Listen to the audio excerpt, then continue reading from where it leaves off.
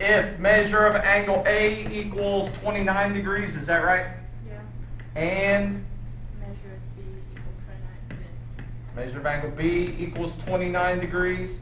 Then measure of A equals measure of B. Then measure of angle A equals the measure of angle B. They want to know which property are we using to go from this part to this part. Remember, this part's called the what? The if part is called the what? Hypothesis, good. The then part's called the conclusion. So we started with this and we're trying to conclude this. They want to know what property tells us that that's true. So measure of angle A is 29, measure of angle B is 29, then measure of angle A equals the measure of angle B. What property did they use there? Reflexive property says what? Anything equals itself. Remember, when it says that, and I say Caleb equals, what's Caleb going to equal? Just Caleb. So it's not the reflexive property. Which one is it? Symmetric. Symmetric property. What's symmetric property do? It just switches the two, right? Is that all that happens here? No. We just switch them? Transition. No. What is it? Transition. Transitive. Transitive property. Now, I would accept transitive property. Listen closely to this. I would accept transitive property on this, but it's not quite right. Transitive property has to go, oh, by the way, this is the quiz that you have to take as part of your homework tonight. Since the slide switched, I'm going to just show it to you right now. This is the quiz. This is part of your assignment tonight. To do this quiz, write it down on a sheet of paper. You can't do it on here and then turn it in like you can on computer. I'm not that smart like your other teachers where they just have you turn it in right on the computer. You got to write it out on paper and hand it in to me. Okay? What's your question, Daytona? You want to do it on the computer and print it out? That's spectacular. No, I take that back. You can print it off the computer, then write on it. I don't want you to type on it and then print it off. All right? Does that make sense? Yep. Transitive property doesn't work for this. This is what the transitive property should look like. Smiley face goes to A, and A goes to triangle. So what do we know? Smiley face goes to triangle. But what has to be true to use the transitive property? You've got to have the A end of the first one, beginning of the second one. Is that what we have here? No. No. So what property is this? Substitution. It's substitution. Substitution property. Now, I said that I would probably accept the transitive property on this one. And the reason I would accept the transitive property on this one, because when we're looking at this stuff, if that's every possible substitution property in the world, the transitive property is all inside that. The transitive property is a form of substitution. So that means anytime something is the transitive property, it could be called what? Substitution. The bad thing is, every time it's substitution, does that mean it's the transitive property? No. So, my suggestion to you, I would hardly ever use the transitive property.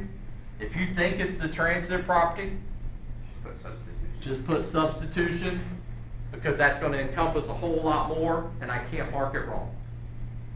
Because if it is transitive property, then it's also going to be substitution. I mean, you could mark it wrong. Do what? If the two J's were half and you didn't like it, you could mark it wrong. Maybe. But I probably wouldn't. I'm not usually that way. Other questions? 47. Me and Keenan's got this deal set up. He's like my mole in here because he knows exactly which problem I wanted to do here. What I want you to do, get out your notes or a clean sheet of paper that you're going to write your notes on for the day. And I want you to write down this problem as we do it. Does anybody remember what I said about the chapter 2 test earlier? You can use your notes. Mike. Mike, right? Yeah. So if we write this example right there in your notes, is that going to be a good thing? Yes. Kenneth, we went through that a bunch last year. You don't want me to do it. Huh? So did you get taken care of? So you won't have to mess with it again. Problem 47.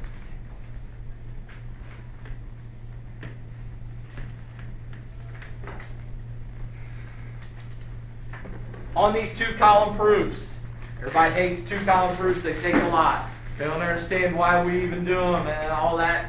I'm tired of explaining why and everything, so don't ask me that. Just know this is like one of those things, Gavin, that your folks just tell you, just do it. All right? Problem 47. Whenever we're doing a 2-column proof, it's going to look like this. It's going to say given, and then it's going to give you some information, and we're going to fill that in here in a minute. And then it's going to say prove. This one, I think, reading the problem, they wanted us to prove that the measure of angle 2 equals the measure of angle 3. Don't write down the blanks that they have on the problem. You're going to write down what I put on the board up here. Because this is the appropriate way to do a 2-column proof. Give me a second so I can draw this picture. If I write anything wrong, somebody please tell me.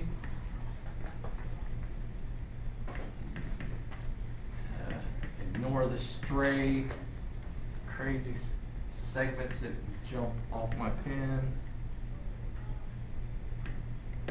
Again, write this down, have it right there in your notes.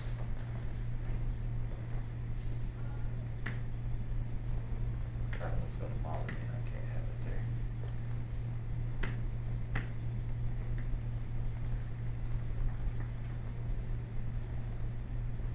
They tell us this time, they didn't actually give it to us as given information.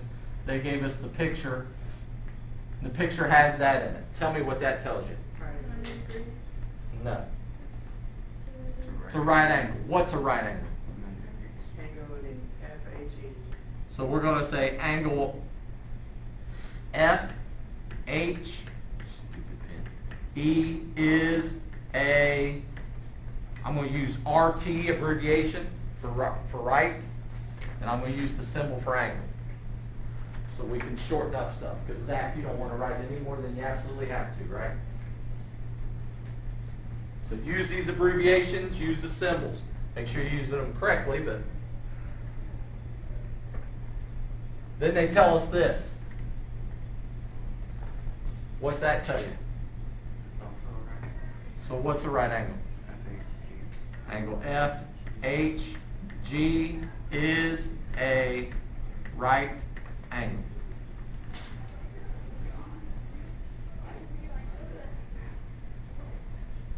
Then I think they had this marked in the diagram, didn't they? What's that tell us? Those two are congruent. Thank you, Sid. You're the first one in 2 days that's gotten that correct. Those two are congruent. Everybody else wanted to say that they're complementary or they're supplementary. Those markings tell us that those two angles are congruent. What does it mean to be congruent again? Same, the same measures. All right? How am I going to write that here in my given information? Angle what? Angle 1 is congruent to angle 4. So they also look like that. Huh? Sure. So that also looks like that. Because I'm used to congruent with those little, like, hash marks. That's for Congruent segments. is any two symbols that are the same. Same. So like it could be two kitty cats on a Right. line, like, yeah, it's the same. If we got segments, ignore that. If we got segments, then we just put the little tick marks. If we got angles, I can't just put a little tick mark in there because they'd get lost. So we have to put the little arcs. All right? If that helps you, Daytona, could you put those on the arcs and do it that way? It still tells that those two are the same, or congruent. All right? This is what a 2-column proof is going to look like. for the rest of the year. Given information, what you're trying to prove, and normally a picture. Alright? So that's what it's going to look like. When we do these, what you got to do, and what most of you are going to want to do, you're going to want to come over here, draw your 2 columns, and start writing. You can't do that. You got to think things through. That's the whole point of doing 2-column proofs. Everybody, oh, why are we doing these? Why are we doing these? I'm never going to do this. You're right. Ain't nobody in the world, you're going to get out and get a job, no matter what job you do, they're not going to ask you to write a 2-column proof. Are they going to ask you to think something through logically? Yeah, and that's what a 2-column proof does.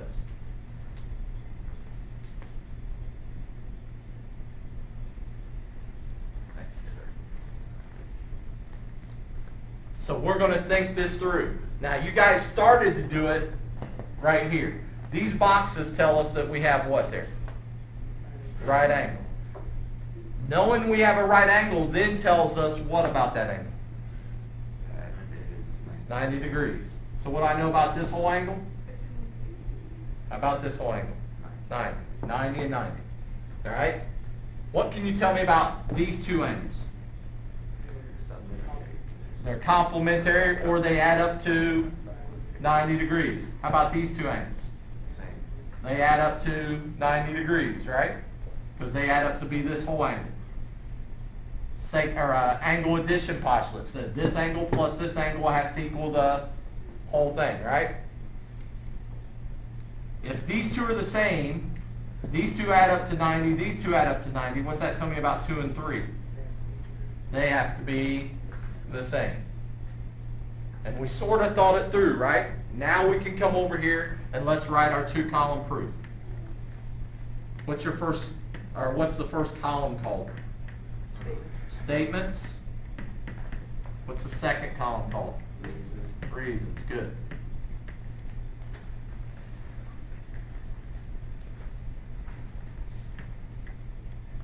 Where are you normally going to start when you start to do one of these?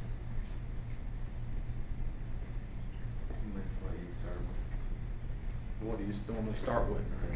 The given. You start with the given information.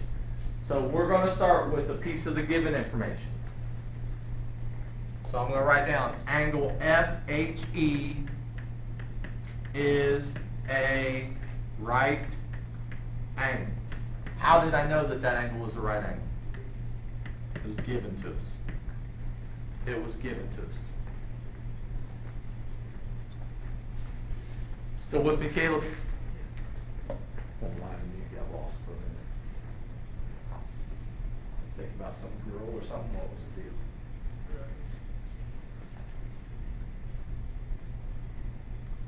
Now, where a lot of you are going to run into trouble, because what most students want to do is they want to put all the given information right here. Just write it all down right away. Put it in when you need it. All right? Just like an English paper. You start to write an English paper and you talk about the guy's dog. Do you just all of a sudden jump to the guy's mother and then down here in 3 paragraphs later start talking about his dog again? No, you try to group it together, right? Same thing here. What do we know about angle FHE if it is a right angle? What can you tell me about angle FHE if it's a right angle? It equals 90 degrees. So that's what we're going to do next. Don't assume that Zach knows that it's a right angle. It's got to be 90 degrees. We got to explain this stuff out. How did you know that the measure equaled 90 degrees? Right angles equal 90 degrees. Right angles equal 90 degrees. That's the definition of a right angle, right? If it's a right angle, it equals 90 degrees.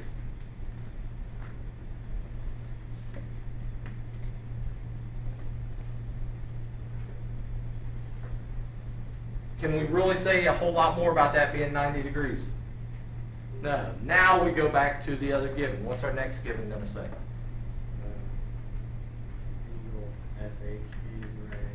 Angle FHE is a right angle. How'd you know that? It given. $1 million question. What do you think statement 4 is gonna be?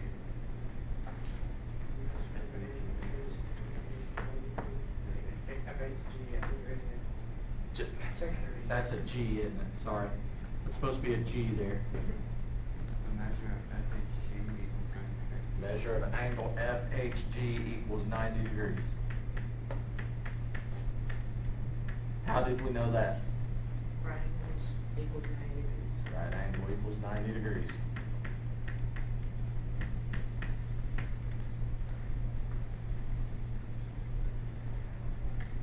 I feel like we're talking to this stupid person and we think. Right, and that's what it's gotta be like, sort of. You gotta explain things out. Now, as the year goes along, Gavin, we won't explain it out quite as much as we're doing right at the moment, but we will still, okay, I went from here to here to here to here. Think about the people in the world, and think about if I go to buy this tie and it's got a tag on it. The tag probably says something about, Where it was made. and it probably says stuff like, not for consumption, or something stupid like that also, right? Now, you're thinking, why does it say that? Well, because some idiot tried to eat it at some point or something and tried to sue the company. So when you're thinking that way, I feel like we're talking to a stupid person. A lot of them are. All right, so you gotta explain things step by step. Once I know this, got all this, look at what we have here. What can you tell me?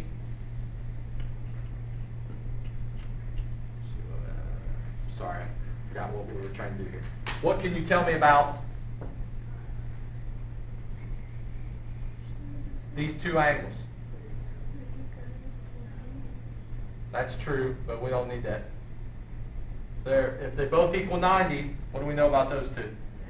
Measure of FHG and the measure of FG, or FHG equals 180. That's true, but we don't need that. They're both 90, so they're equal to each other, right? They're congruent to each other. So measure of angle FHE equals measure of angle FHG. What property did I use there? I had this equaled 90, that equaled 90, so what do I know about these two? Substitution property. Stupid pen. Substitution property. I took out one thing and stuck something of equal value in its place.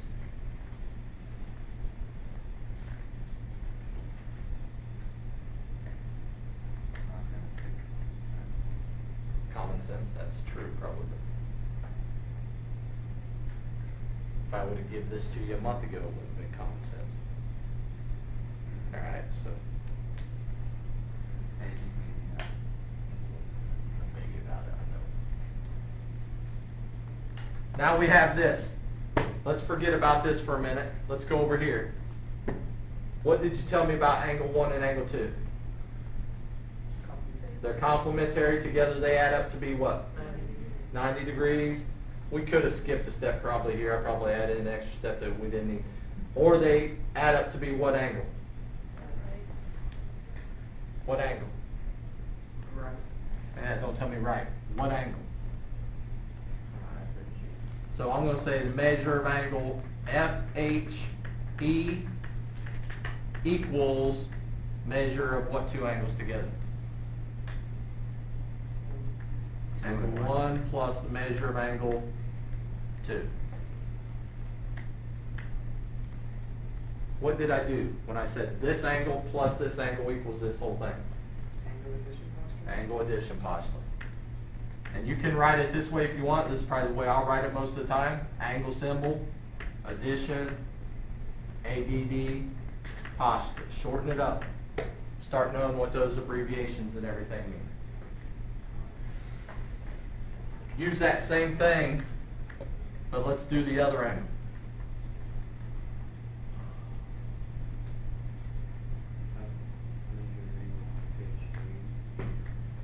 is it?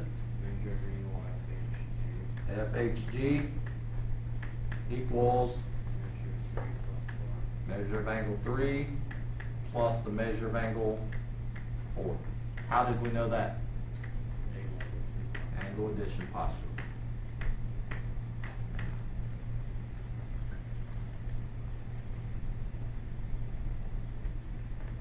Now here's what you gotta be able to figure out. And this isn't common sense, Gavin. Here's what you gotta be able to look at. I'm gonna look at all three of these steps together. Notice, in this step, I have FHE, well, it's also right here. In this step, I have FHG, it's also right there. If I know those two are the same, what's that tell me about these two things on this side of the two equations? They're gotta be the same, and that's gonna be my next step. Measure of angle 1 plus the measure of angle 2 is gonna equal what? Measure of angle 3 plus the measure of angle 4.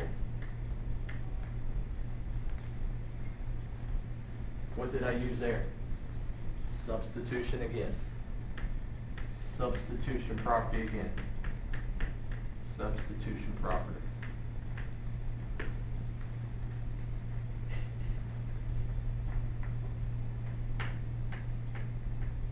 Now I'm stuck.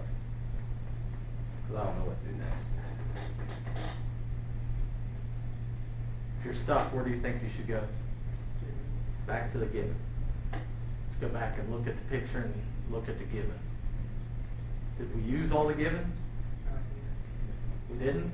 Which one didn't we use? Angle 1's congruent to angle 4? Yeah. We probably better use that. Oops. Angle 1 is congruent to angle, can't write, angle 4. How do we know that? It's given to us. Notice, clear down towards the end of this proof, we're still using given information. All right? Ask Daytona what? No, it's just your example you gave earlier with all of this. You said not, it's talking about the dog in the first paragraph, and then it's talking about the fourth paragraph. We haven't talked about angle 1 and angle 4. We are now though. What are you talking about? No, the way he was saying, no. Yeah, not, given So- information's different than dog and dad, right? It's the way he explained it, like giving facts about the person, like this person likes cheese, and then you talk about all the different types of cheeses he likes, and then his like family, and then you talk about his family members, and then his hobbies, and then that. Not he likes cheese, like this, and this, and like all this information about him, and then you write other stuff. So what he's saying is, you don't talk about the guy liking cheese here, and then remember in the 6th paragraph, and say, oh yeah, I forgot to tell you, he also likes Swiss cheese. It doesn't work that way. Here, we're still going, notice, did I talk about angle 1 here and angle 4 here? Right here in this, the statement right above it? Yeah. If we know angle 1 and angle 4 are the same, don't do this on your paper, but this is what we're actually going to do. If you had Mr. Harrison at any point, Mr. Harrison likes this. So we got angle 1 and angle 2 on this side, Oh, I remember that. angle 3 and angle 4 on this side. He likes to do the balance thing, right? Well, I don't want angle 2 on this side. I want to get rid of it. If I do that, what's going to happen to the balance? It's going to be uneven. All right? So if I get rid of angle 2 on this side, or actually, I didn't want to get rid of angle 2, did I? I wanted to get rid of angle 1. I get rid of angle 1 on this side, it's going to be uneven. What do I have to do on the other side? Get rid of something that's equal to it, right? Well, what do we know is equal to angle 1? Angle 4. What's that leave me with? Angle 2 and angle 3. So what do I know about angle 2 and angle 3? They're congruent, or their measures are equal to each other. What property did I use when I just erased angle 1 there? When you get rid of something, what property is that? Say it. Subtraction property. You subtract something using subtraction property. So our test reason right here is going to be subtraction Remember, don't abbreviate too much on subtraction. Subtraction property of equality. Because we did the same thing to both sides of the balance. Now, whoever looks at this next, should they understand that angle 2 and angle 3 are equal to each other? Yeah. I mean, it should. Doesn't necessarily.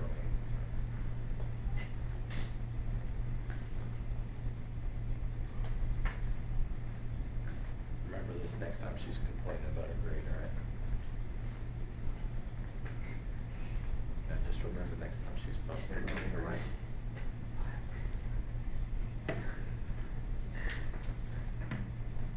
Go ahead and start copying this down right there with that. These are your notes for today. These are your notes for today. So now Wyatt's back with us, right, Wyatt?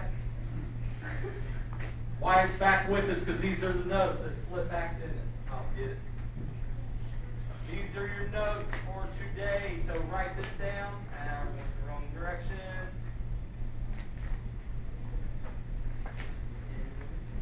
Proofs. Be able to use properties of congruency. We're going to talk about a couple different properties of congruency. Be able to write 2-column proofs. I want you to add something to that. You're going to add. If I can write like this.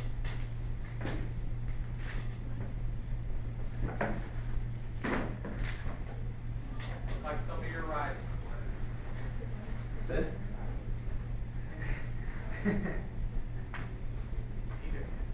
Did you say it's neater? Sid said that's neater than his? Yeah.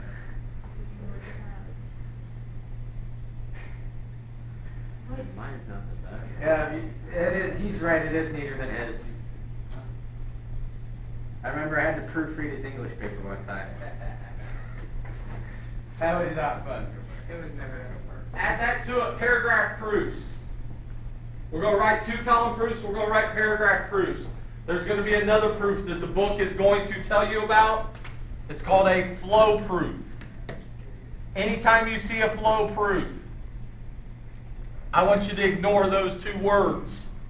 We're not going to do any flow proofs.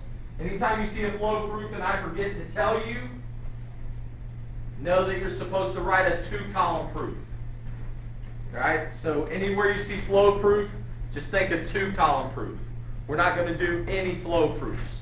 Whenever I hear flow proof, I think of the lady from, what's the flow commercial? I would hope you'd think of, because you do a lot of flow charts and stuff in English class and history classes, don't you?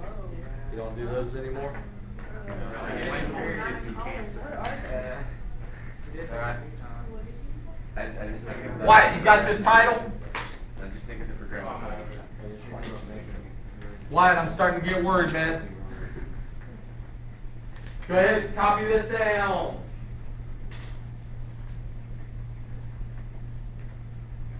Got a pretty good grade right now, don't screw it up.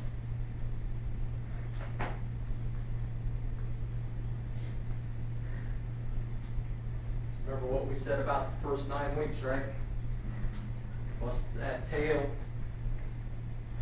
Score that 80, 85, whatever. Make the whole rest of the year a whole lot easier. A proof is a logical argument that uses deductive reasoning. We talked about inductive and deductive reasoning. Inductive reasoning. Give me one word that describes inductive reasoning.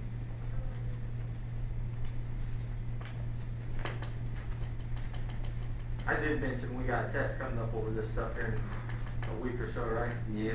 Inductive reasoning. One word. It's inductive. Starts with a P. Patterns. Patterns, thank you. So inductive reasoning deals with patterns. Deductive reasoning. Deductive reasoning. Give me one word. Starts with an F.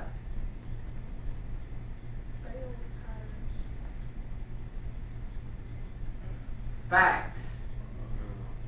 Alright? Deductive reasoning uses facts like theorems, postulates, definitions, properties, all that stuff. Two-column proof. We just got to talk about two-column proof. Two-column proof has numbered statements and corresponding reasons. Every statement has to have a reason. You make a statement, it's got to have a reason. You don't have a reason for your statement, you shouldn't have made the statement.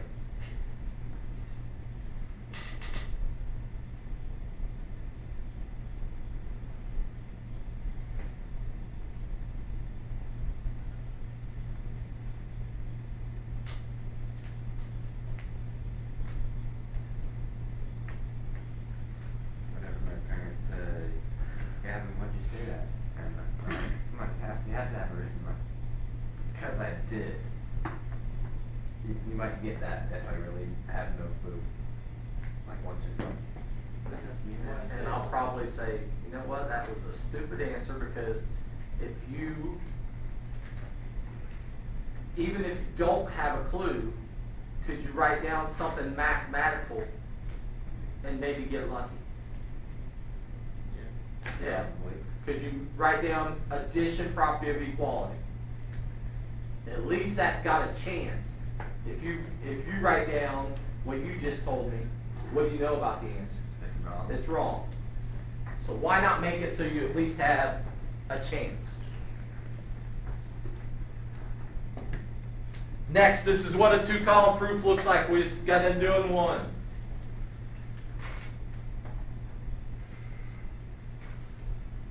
With a two-column proof, you make a statement, you give a reason.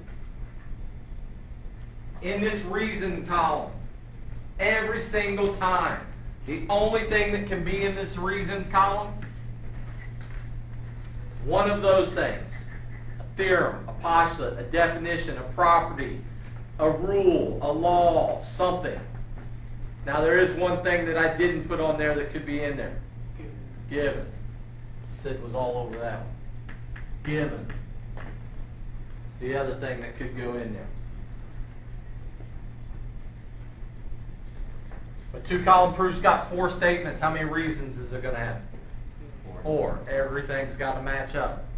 I'm going to say one other thing about this, and I guarantee, Caleb, you got to focus for about a minute here. Stay with me because I don't want this to happen to you, all right? I see this all the time. That final reason down there is given. Is that ever going to happen? No. If I gave you whatever you put as that final statement, Maybe kind of pointless. you just wasted your time, my time, and everybody's time going down through and doing all these steps to prove something that was given to you. If I say the floor is white, and you go through 10 steps to prove to me the floor is white, that's sort of ignorant because I already told you the floor was white. Correct? Yeah. The other thing that I get on this last statement or last reason,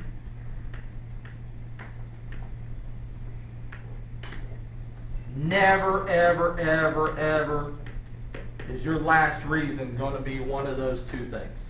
Never.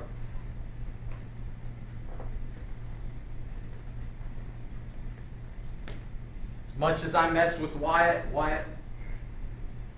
thinks logically fairly well. Even though he thinks logically, he doesn't always do what he knows would make the logical sense. Right, Wyatt? But he does think things through logically. And he knows if you put given right there, that's just ignorant. Because if we were given that last statement, whatever your last statement was, if it was given to us, why did we do all this work?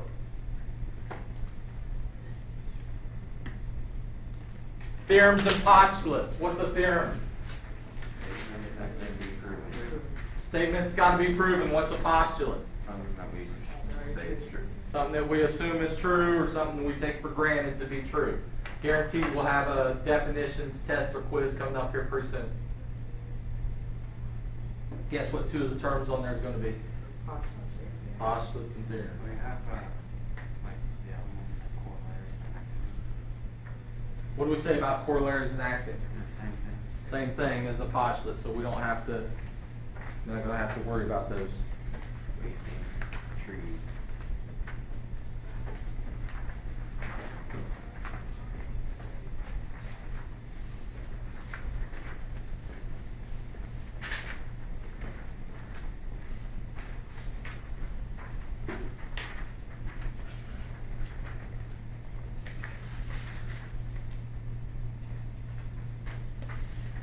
You could write that down though here if you wanted, Daytona. Axiom, corollary. You wanted to write that down so you remember that those are associated with postulates or the same thing as a postulate. That's fine. Might be helpful.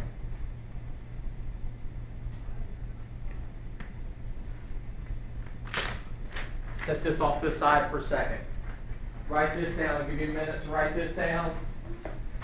Again, that says theorem 2.1. Does that go in your theorems and postulates section? No, not this. This is your notes. This is my explanation of it. So write this down right there in your notes. Later on, it's your responsibility to copy it down out the back of the book as it's written there. This is my explanation. A shortened form of it. Theorem 2.1 deals with segments. Notice it says segments. And we sort of wrote this down before, but when we wrote it down before, we weren't dealing with segments, we were just dealing with algebra. Have we seen all three of these properties before? Yeah. Somebody tell me what the reflexive property says. Anything equals itself. Before we were saying like 5 equaled 5. Now we're saying it works for segments. So segment QR is going to be congruent to what segment? QR. That's what the reflexive property says. Symmetric property. Give me one word that helps us remember the symmetric property.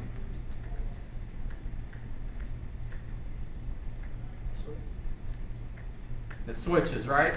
What's it do to the two sides of the equal sign or congruent signs? Just switches them around.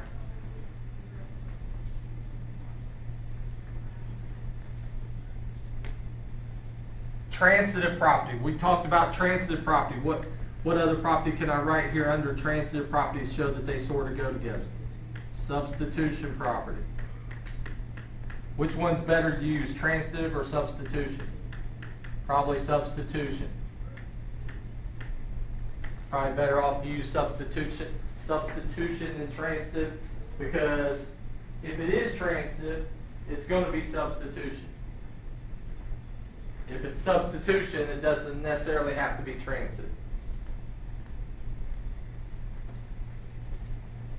Remember, with transitive property, what has to be true about these two parts right here?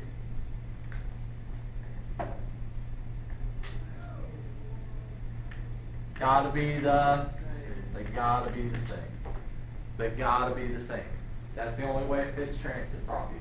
It says A goes to B, B goes to C, then that tells us A goes to C. But those middle two parts have to be the same.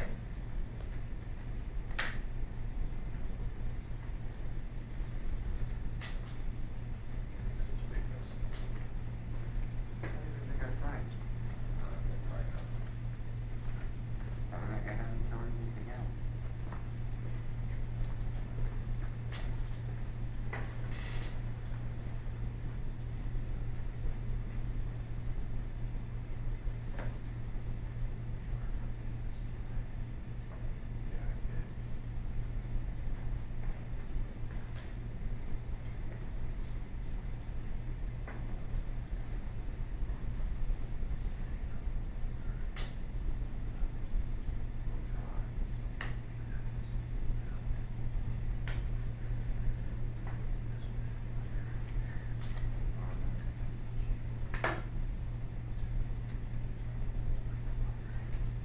Might be better than everybody else like me.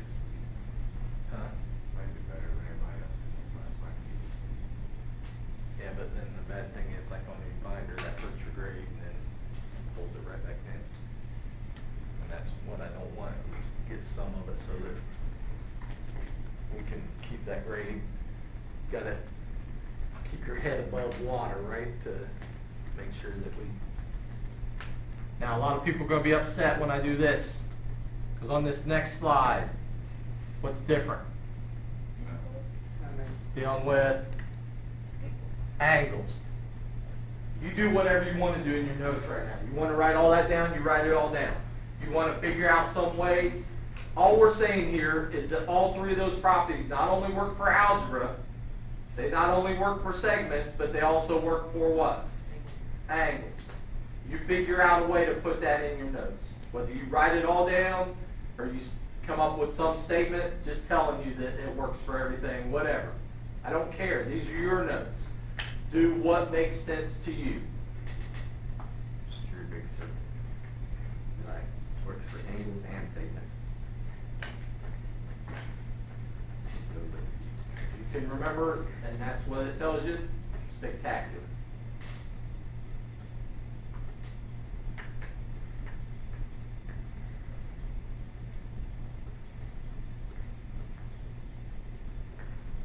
Just got this like craving for animal crackers.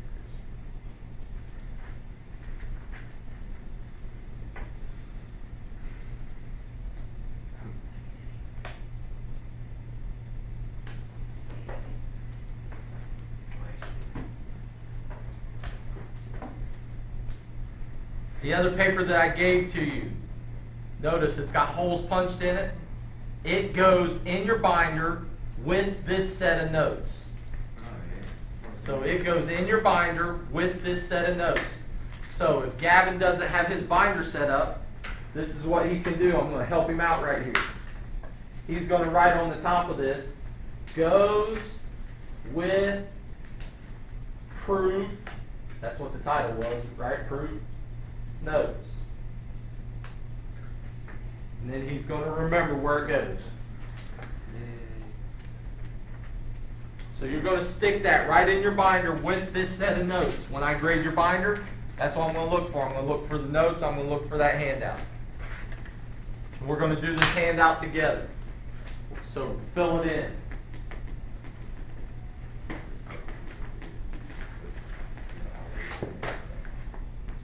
at this, you want to look at it, if it's filled in or not.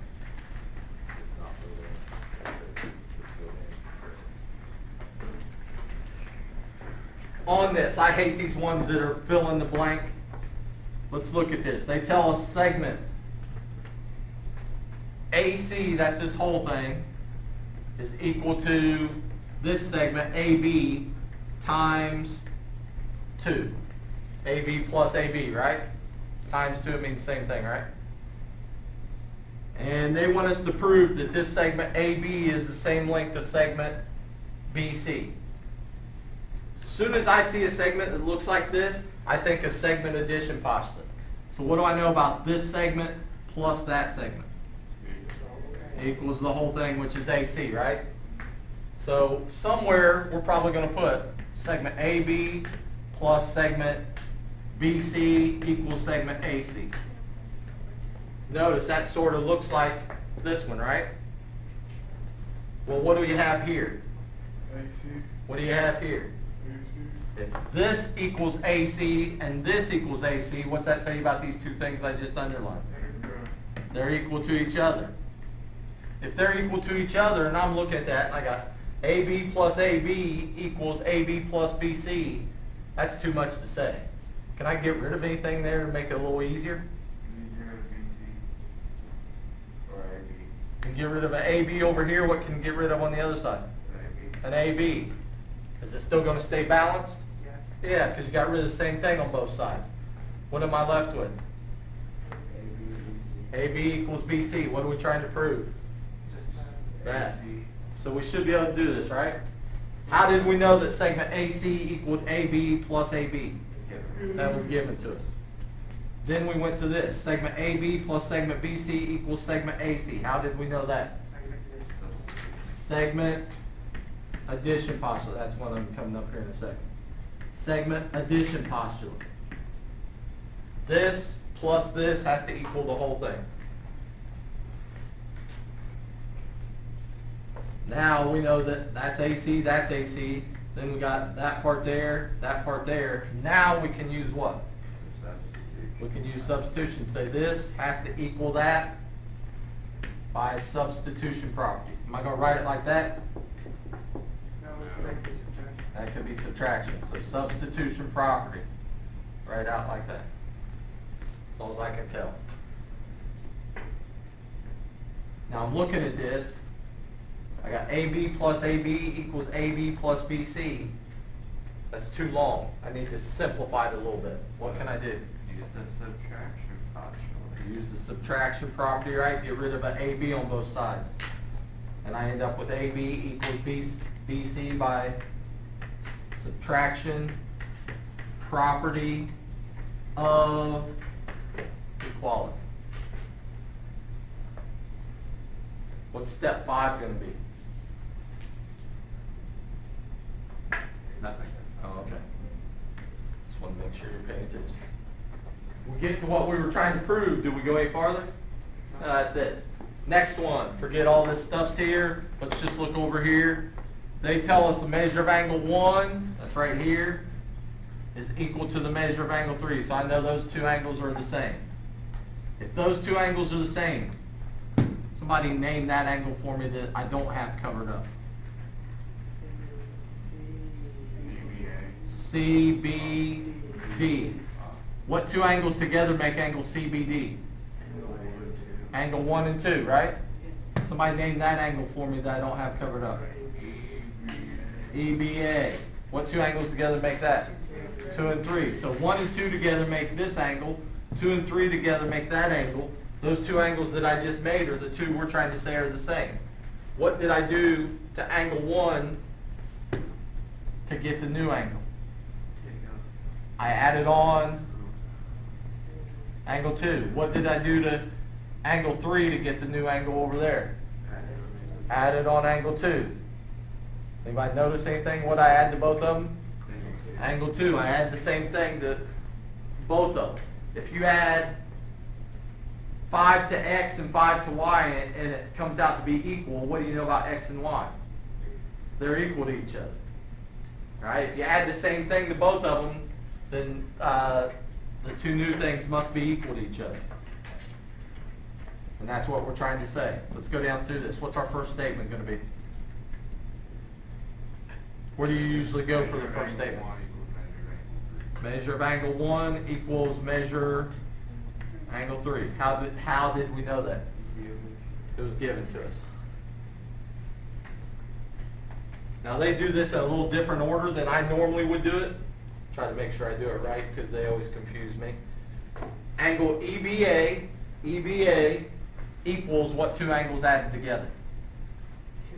2 and 3. That's what they put. What did we use to get that? Angle addition possible.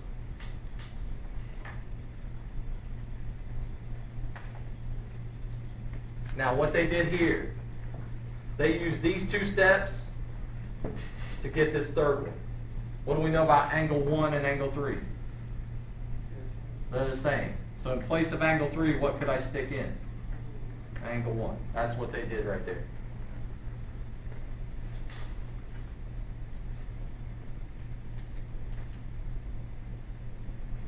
Does anybody remember what the commutative property says?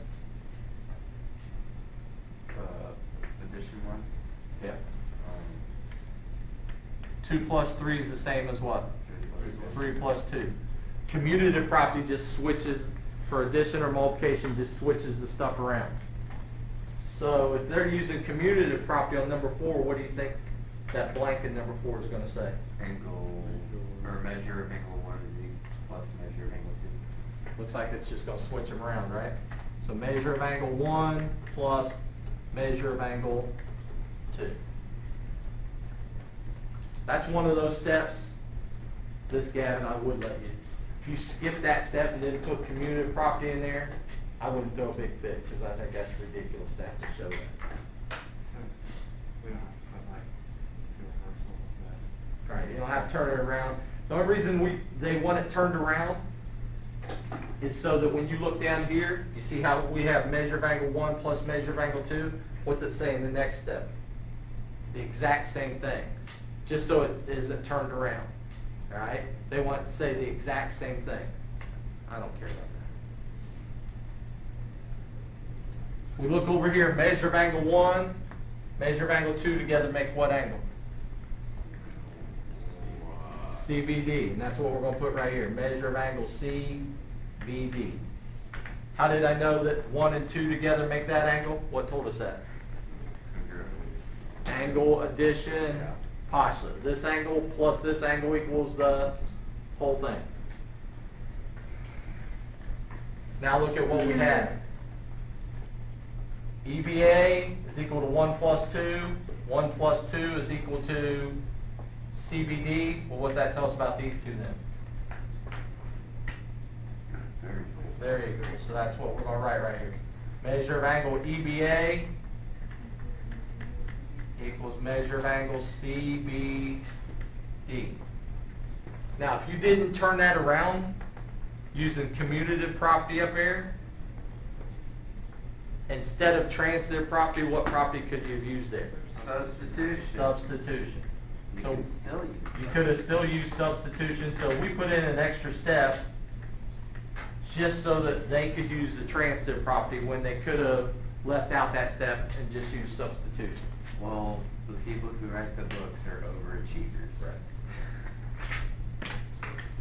Next one.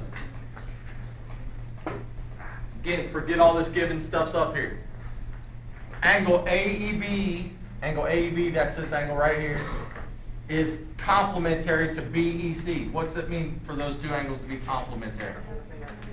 They add up to 90 degrees. So they add up to a right angle, they add up to 90 degrees.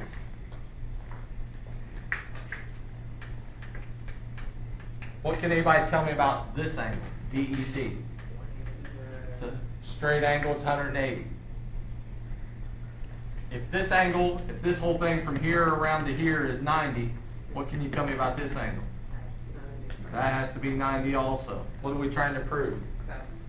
That's what we're trying to prove. So let's go down through this. Angle AEB is complementary to BEC. How'd you know that? That was good. Everybody jumps all over that one, right? Now there's many different ways we could do this.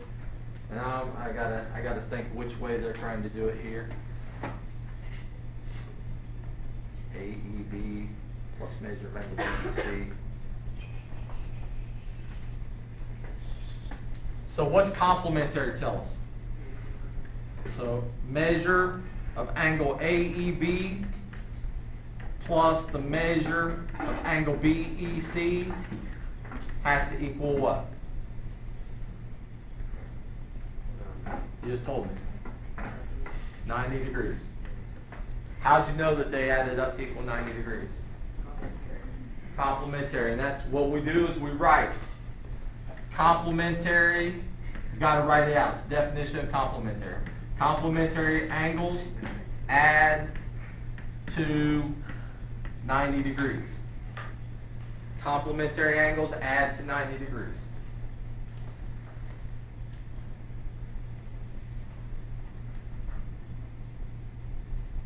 Number 3, forget the other stuff that we've done up here right now. You guys told me this earlier. This angle and this angle together make what? 90, but they also make what? What else?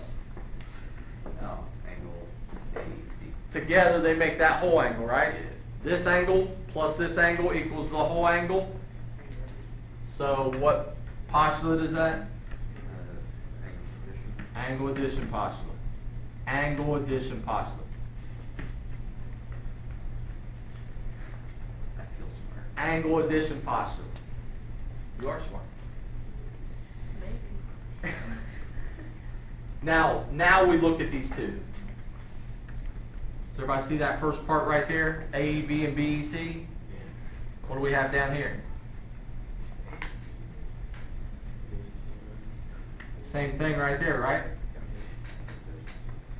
So if those two are the same, does the exact same thing, what's that tell us about these two?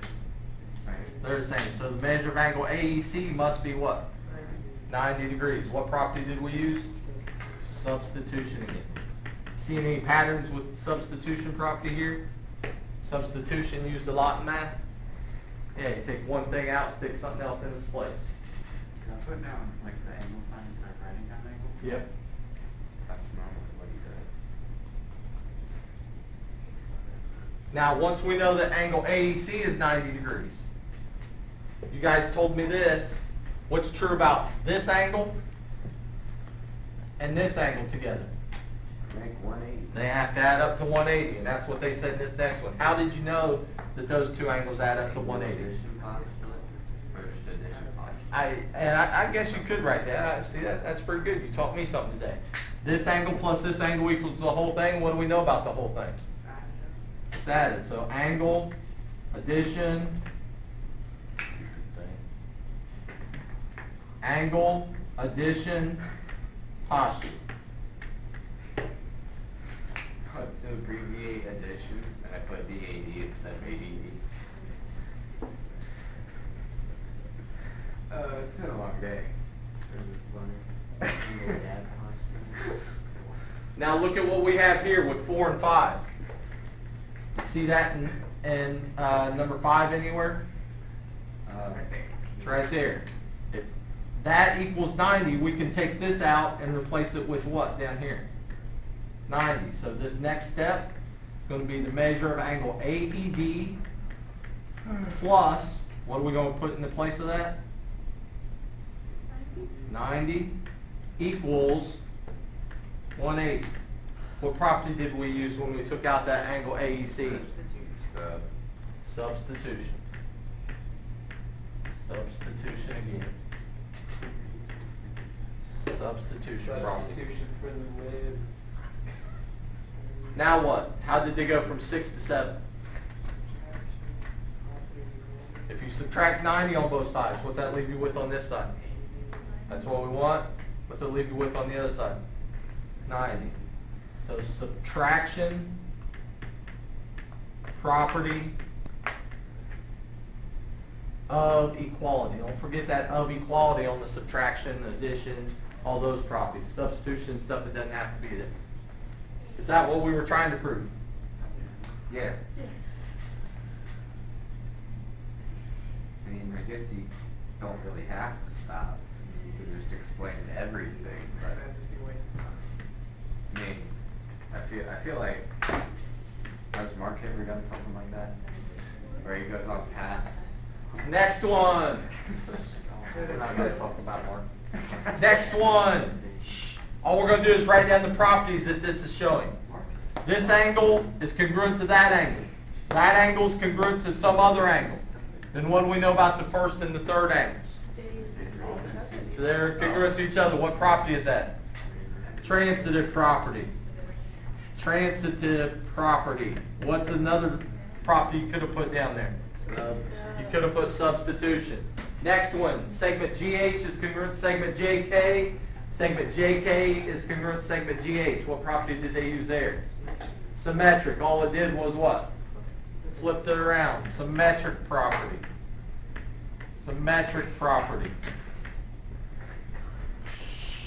We'll start passing out detentions if you're talking while I'm talking. Been nice up till now. Now I'm going to be a jerk. Last one here. We got about 6 minutes. Let's try to think this through. M is the midpoint of RT. As soon as you know M is a midpoint, what's that tell us? What two segments have to be congruent? RM and So segment RM is congruent to segment MT. Probably somewhere in our 2-column proof we're going to say that, right? They say prove that segment MT equals RS plus SM. So these two added together equal that one's what we're trying to prove. Forget that this part's even here. Forget that the T's out there. What can you tell me about this segment plus this segment? Equals RM. Yeah. Segment addition postulate, right? Once we say that, that gives us this plus this, and that's what's going to lead us to where we're at there. So let's start it off. Tell me what the first statement's going to be. Segment. M is midpoint of segment RT. How do we know that? It's given. As soon as you know you have a midpoint, what's the next thing you should probably say? Is RM RM, segment RM, and I'm, instead of saying congruent, I'm gonna say equals and leave off the symbol, is congruent to MT. How did we know that? Because the midpoint does what? Midpoint splits segment into, you gotta know this for the definition quiz and test that we're gonna have, into two congruent segments. You can abbreviate quite a bit of it, it's not that long. It's a pretty long line though. Next one, number 3. Once we know that, where did we go to next? What did we try to say next? RS plus SM equals RM, right? Notice what we have up, what did I do? We did segment addition question. Yeah, I'm sorry, it looked, my lines are off. So that's segment addition postulate. Segment addition postulate. My numbers are off balance and it confused me. I thought I was on the wrong thing. Look at what we have here. CRM there, CRM there. What's that tell us about these two things? They gotta be the same. So my next statement, MT equals what?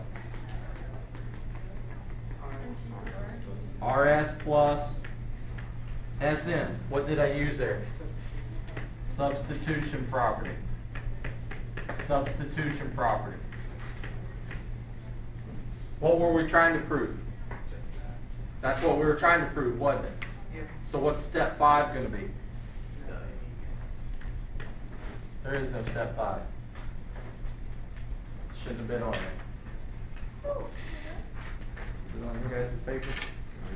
No. So I must have stuck it on when I did the PowerPoint.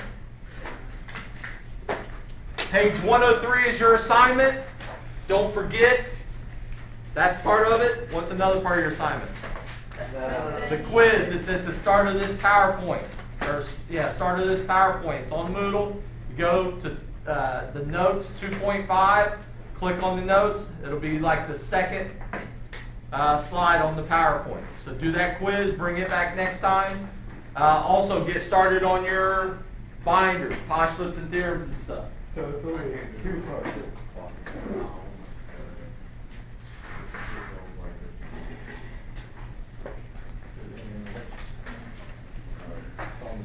It's just on Moodle, so just get on there. I'm not missing something. It's only 2-part then. It's not really a 3-part. The postulates and theorems were, start getting your binders together with the first part. If you did some of that last time, That's given. if you did some of that last time when the sub told you to do it, then it's not something you have to worry about. He probably thought the same thing about you did, Kevin. You have a lot. The sub, he wasn't a bad dude. He was super calm. He had good taste in music. I'll tell you that. You're jealous. You didn't do